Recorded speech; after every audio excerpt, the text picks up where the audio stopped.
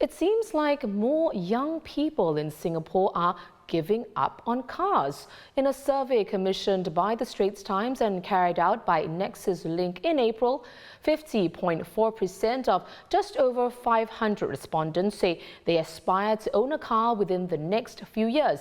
But this is down from 65.5% when the same poll was done in 2016.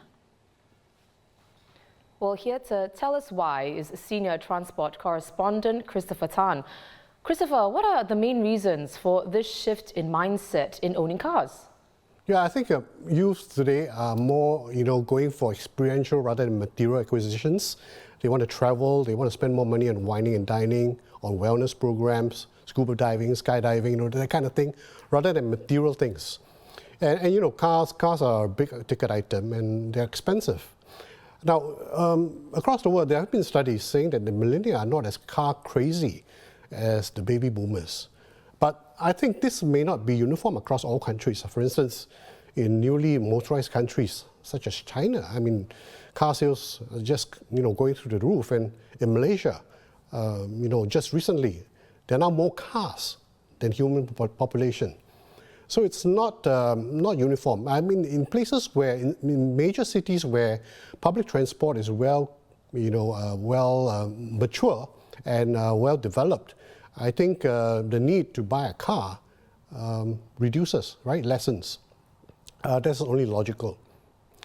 I think in Singapore that could be the case, right? In the last few years, public transport has improved a lot. I think we have moved away from the very disruptive years 10 years ago, when the rail system was aging and had full of issues. I think we've gone past that. The rail system is pretty reliable these days. Bus as well. We have a lot more buses and they seem to be more dependable. And phone apps tell us when the bus is coming. All right, buses are less crowded. So I think in terms of alternatives, there are, right? And also in terms of people who want to have a car, like for instance, a taxi where a bus and a train will not do, they have a lot more apps today to summon a car, right? Than say 6 years ago. 6 years ago, the ride-hailing industry was just coming up, was starting to grow. Now I think it's reached a pre-mature state. Well, Christopher, when it comes to people, fewer and fewer people wanting to own cars, do you see this trend continuing as Singapore takes steps towards being a car-light country? I think as long as people's mobility needs are well catered to, there will be less inclination to buy a car. That's again very logical. Now, what does that mean? That means a dependable, fast, and comfortable public transport system, and a well-regulated point-to-point industry, taxis and ride-hailing cars. That has to be in place before for people to kind of think like, I have alternatives, I can get around, I don't really need to spend hundreds of thousands of dollars on a car. Now, that said, I think in every city or in every country, there will always be a place for cars.